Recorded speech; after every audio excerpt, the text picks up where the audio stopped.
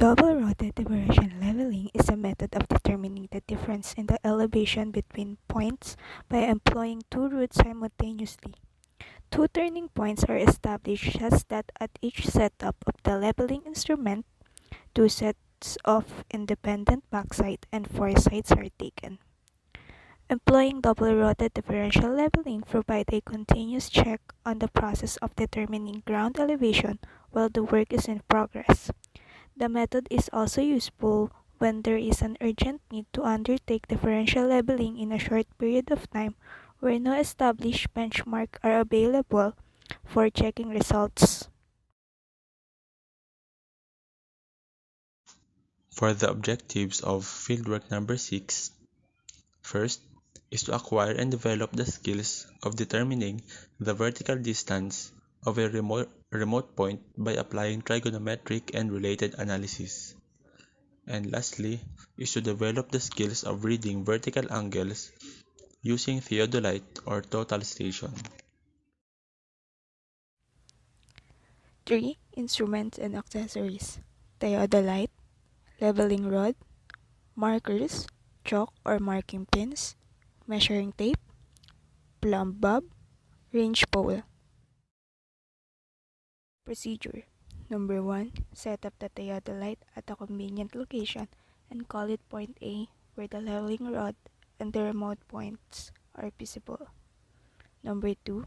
Using the telescope, take sight at the topmost remote point, then rate the vertical angle and record as A on Table 5 trigonometric leveling. Number 3. Take another sight for the second trial. This is done to determine the precision of the observations. Number 4. Calculate the mean of the two vertical angles, or the angle of elevation, not the zenith angle, of the specific point from the first station. Number 5. Set the leveling staff or rod vertically near the base of the remote point, and take the level foresight EI horizontal line or zero vertical angle on the rod to determine the height of the instrument. For step number 6, transfer the instrument level or the theodolite towards the location of the remote point and designate it as station B. Then measure its distance by the taping from its initial point or in station A, and then record this as distance AB. For next step, step number 7, after centering the bubble of the instrument level, sight at the same topmost remote point twice using the telescope, and record this as beta on table 5 trigonometric leveling. After recording these two observations of vertical angle, calculate the mean. For step number 8, level the telescope while at B and get the height of the instrument by sighting the same leveling rod near the base of the remote point. For last step, analyze the right triangles formed to determine the height of the remote point. This fieldwork will not consider the effects of combined correction of Earth's curvature and refraction.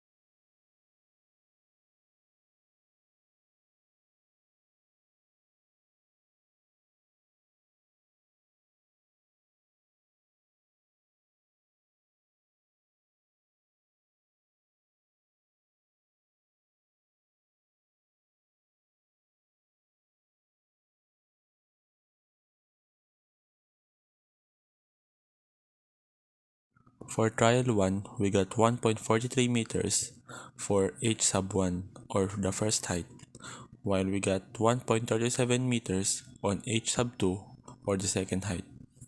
And then we got 30 degrees and 25 minutes for alpha, while we got 41 degrees and 9 minutes for beta. For trial number 2, we got 1.57 meters for the first height, while we got 1.23 meters for the second height. And then we got 37 degrees and 15 minutes for the alpha, and then we got 43 degrees rather, and 17 minutes for beta. After that, we solved for the mean of each values, and then we got AB for 8.50 meters, and then for X for 0.23 meters.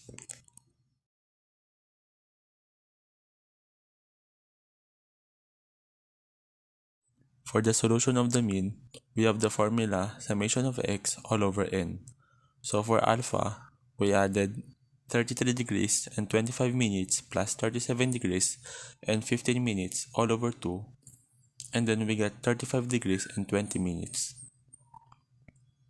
For beta, we added 41 degrees and 9 minutes plus 43 degrees and 17 minutes all over 2, and then we got 42 degrees and 13 minutes. So, and then we also solved for the mean of height 1 and height 2. So for height 1, we added 1.43 meters and 1.57 meters all over 2. And then we got 1.50 meters for the mean of height number 1. And then for the mean of H2 or the second height, we added 1.37 meters and 1.23 meters and then divided by 2. And then we got 1.30 meters.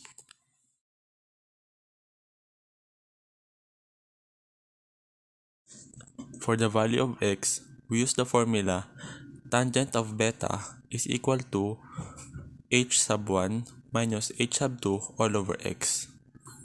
And then for some derivations, we got x is equal to 1.50 meters minus 1.30 meters all over tangent of 42 degrees and 13 minutes.